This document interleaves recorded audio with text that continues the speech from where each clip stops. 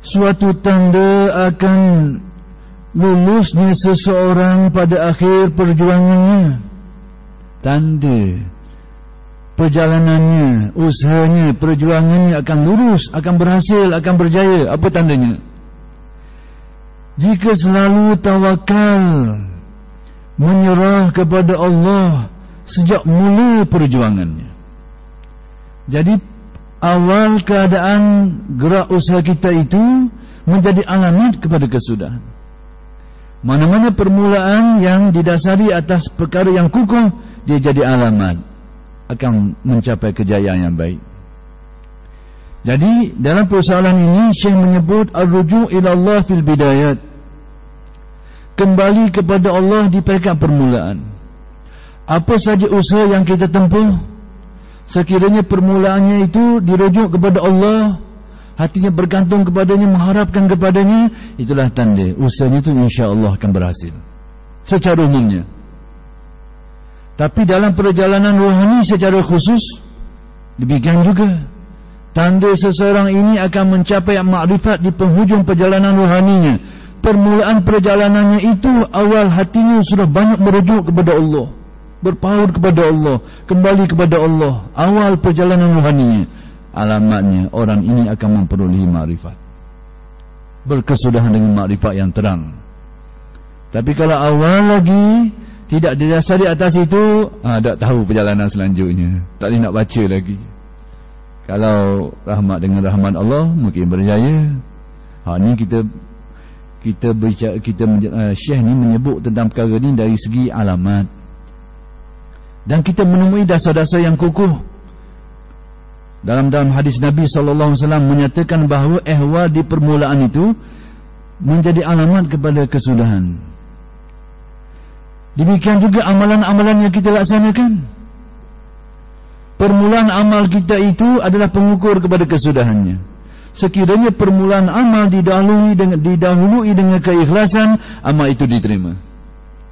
Sekiranya permulaan amal itu dimulai dengan ketidakikhlasan, riya dan macam-macam, amal itu tertolak. Amal itu tertolak. Innamal a'malu binniyat. Segala amal manusia bermula dengan niat, adalah dimulai dengan niat.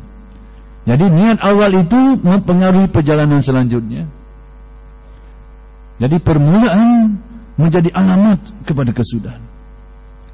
Maka demikianlah Syekh memberikan kita pedoman. Jadi apa yang nak dibicarakan oleh Syekh secara khusus perjalanan rohani kita ni, orang yang menempuh jalan untuk mencapai makrifat, tanda dia akan mencapai makrifat yang benar, permulaan perjalanannya itu kembali kepada Allah. Secara tasawufnya, kembali kepada Allah dengan erti pertama sekali didasari atas keyakinan yang benar, didasari atas ilmu yang benar,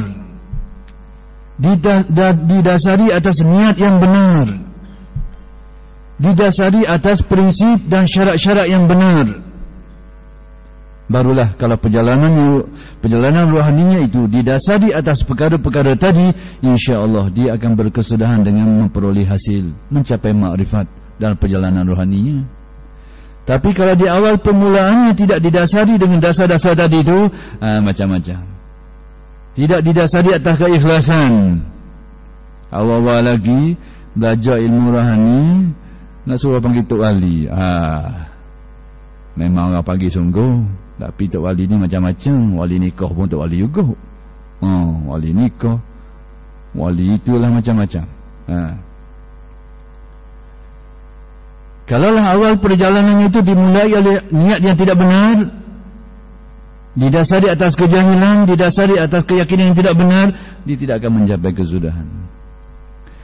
Pada waktu kami pergi berziarah menemui tuan-tuan guru dalam ilmu kerohanian ini, nasihat yang kami dapat oleh beberapa guru, oleh ramai guru menasihati kami, niatmu yang sedikit melencong, niat aja bagus, mula-mula bagus, perjalananmu sudah dikira sesat.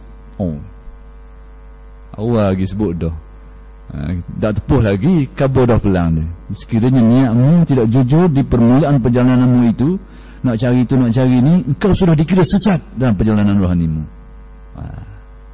Sudah dikira.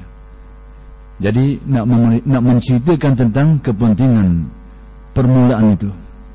Jadi mana-mana yang dimulai dengan kembali hati kepada Allah, dengan hati banyak merujuk kepada Allah, bergantung harap kepadanya, semua ini perlukan kepada ilmu, perlukan kepada kepada keyakinan yang benar, akidah yang benar, ilmu yang benar, niat yang benar. Lalu dia menempuh perjalanan rohani ini, insya-Allah dia akan selamat dan akan mencapai hasilnya.